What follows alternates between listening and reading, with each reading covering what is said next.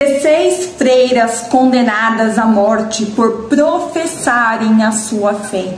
Conheça o Diálogo das Carmelitas.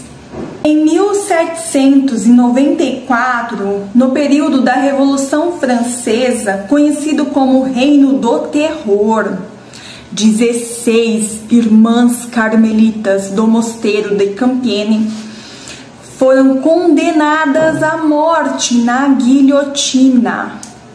A trágica história foi adaptada às páginas dos livros, aos palcos de teatro e às telas, tornando-se filme. A forma como foram decapitadas levou o nome conhecido como Diálogo das Carmelitas. Ai, gente, eu vi o filme, é emocionante demais. História das Carmelitas de Compiègne, a última ao Calda-Falso, livro Diálogo das Carmelitas. Compiègne é uma cidade francesa localizada no norte do país, à beira do rio Oise. Lá havia um mosteiro de monjas carmelitas, mulheres que livremente optaram por doar completamente suas vidas à religião. As monjas eram devotadas à oração e à contemplação. Todas viviam enclausuradas dentro do mosteiro, lugar onde continuavam se não fossem os revolucionários.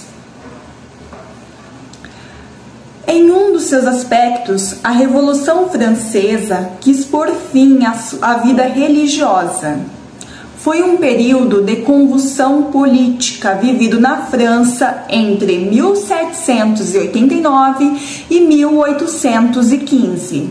A agitação social tomou a rua em meios a sucessivos governos que revezavam o poder e guerreavam com estrangeiros. De junho de 1793 a julho de 1794, governou na França a Convenção Montanhesa, liderada pelo grupo político dos Jacobinos.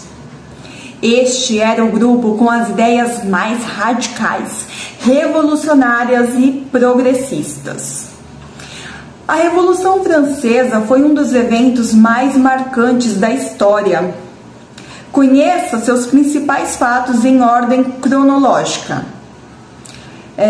Maximilien Robespierre tomou o poder e liderou o governo da ala radical da Revolução. Ele foi um deputado dos Estados Gerais, jurista e amante das teorias do iluminismo. Apesar disso, governou como um autocrata e instaurou o terror na França. Terror, Revolução Francesa. Ilustração de homem sendo decapitado pela guilhotina no período do terror da Revolução Francesa. Em 2 anos, cerca de 50.000 franceses foram vítimas do terror. Nem as freiras de Compiègne foram poupadas. O governo jacobino criou todo um aparato policial e persecutório para acabar com os inimigos da revolução. Quem não comungasse fielmente a doutrina jacobina era considerado como inimigo. As instituições de controle criadas foram a Comuna Popular, o Tribunal Revolucionário, o Comitê de Salvação Pública. O Comitê de Salvação Pública de Compiègne acusou o mosteiro carmelita de abrigar mulheres que não se devotaram à revolução. Para o comitê, dar a vida pela religião e não pela ideologia do Estado era um verdadeiro crime. Boa parte das ideias que definiram a ideologia da Revolução Francesa foram inspiradas no iluminista Rousseau. Os delegados acusaram a madre do convento carmelita de manter mulheres presas contra suas vontades. As monjas foram intimadas a abandonar a vida religiosa ou seriam julgadas no tribunal. Elas se recusaram a abandonar a entrega total a Deus. Depois de receberem várias intimidações do governo, optaram por fazer voto de martírio. Ai, eu fico emocionada, gente. O martírio das Carmelitas de Compiègne. Eram 8 horas da noite, mas naquele verão o céu estava claro. Fazia muito calor e a praça tinha cheiro de sangue. O carrasco esperava no cadafalso. A prática de decapitar pessoas já tinha se tornado comum. O povo sedento de sangue esperava os novos condenados. Mas a multidão que gritava fez silêncios ao perceber quem se aproximava. 16 mulheres de capa branca, carmelitas do convênio de Compiègne. Todas foram condenadas à guilhotina sob acusação de fanatismo.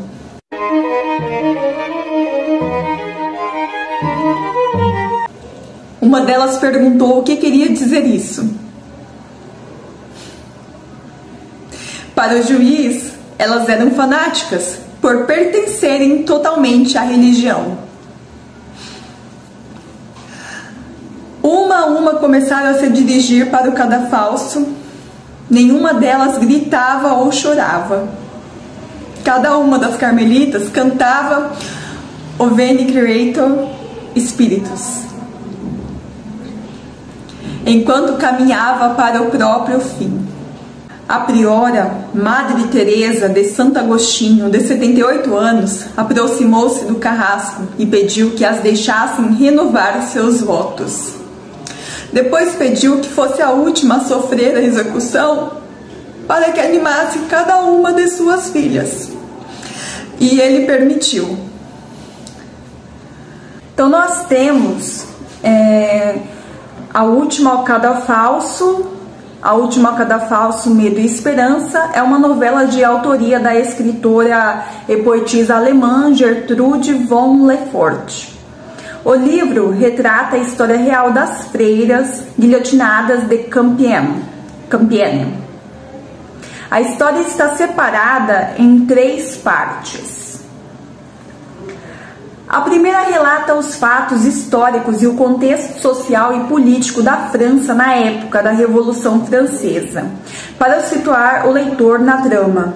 Na segunda parte, traz a novela em si, que tem como personagem principal a emblemática Blanche do Force e seus dramas humanos, a fim de confirmar a sua vocação. Já a terceira parte é um relato verídico e memorável do martírio das 16 freiras carmelitas de Compiègne, guilhotinadas em praça pública. A obra de Gertrude von Lefort foi adaptada para o teatro por Georges Bernanos, sob o título de Diálogo das Carmelitas. A história conheceu enorme sucesso. A obra Os Miseráveis também tem como plano de fundo a Revolução Francesa. Só uma curiosidade. Aos pés da guilhotina, as freiras cantavam hinos religiosos e renovam seus votos. Bernano mostra um retrato comovente de como a fé e a esperança são mais fortes que o furor e a violência revolucionária.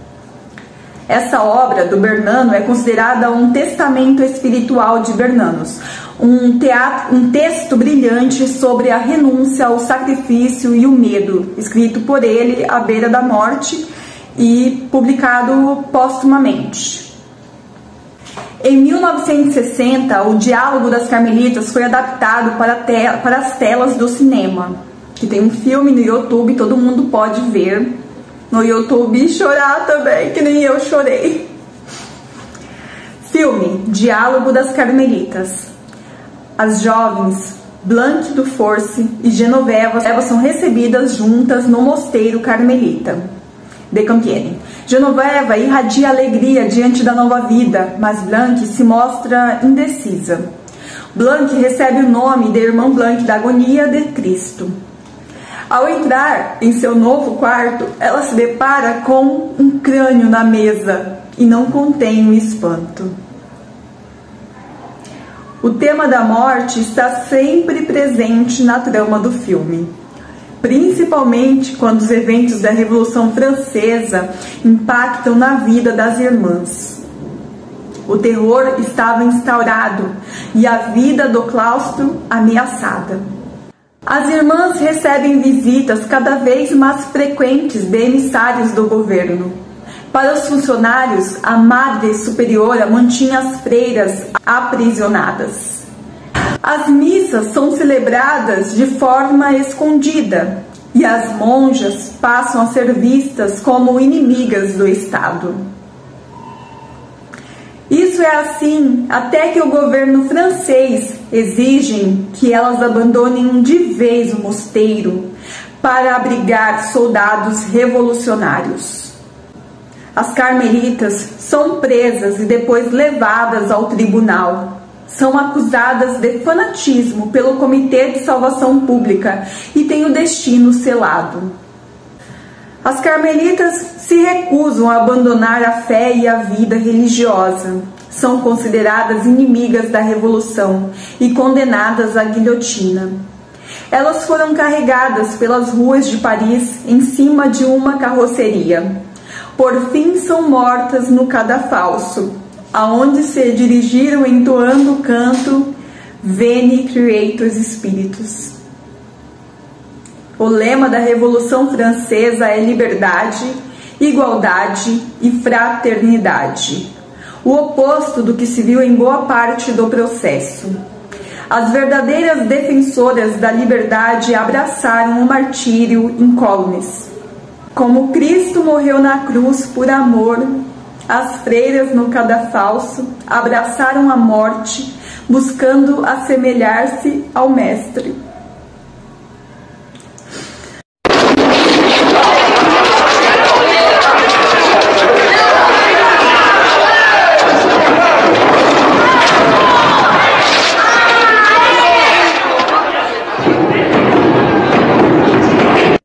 Et la fille de Sylvain.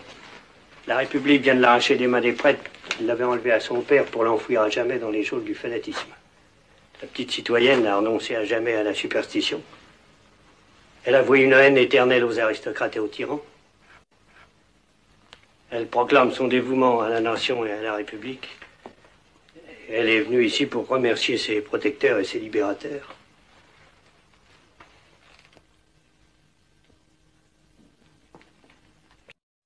Blanche, cet homme qui vous accompagne, parle-t-il en votre nom? Et a-t-il dit la vérité?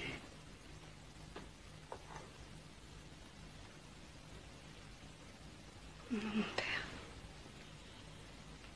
il en a menti. Quem pensa que a perseguição religiosa é coisa do passado ou de locais muito distantes está tremendamente enganado. Atualmente temos perseguição aos cristãos na Nicarágua. Igrejas, ONGs, jornalistas são perseguidos na ditadura da Nicarágua. O bispo, símbolo da resistência à ditadura da Nicarágua, foi condenado a 26 anos de prisão. Até o momento que eu tinha me informado, já tinham sido 11 padres presos, fora as freiras que foram expulsas. Prisões de opositores, perseguição à igreja e à empresa marcam a ditadura de Daniel Ortega na Nicarágua, pelo 4º mandato consecutivo, com processos de escolha do presidente de forma bem duvidosas. O ditador tem tentado controlar as manifestações pela democracia no país, especialmente nos últimos 4 anos. Desde 2018, quando os protestos se intensificaram, quase 1000 ONGs foram fechadas. Além disso, a igreja sofreu mais de 190 ataques no país.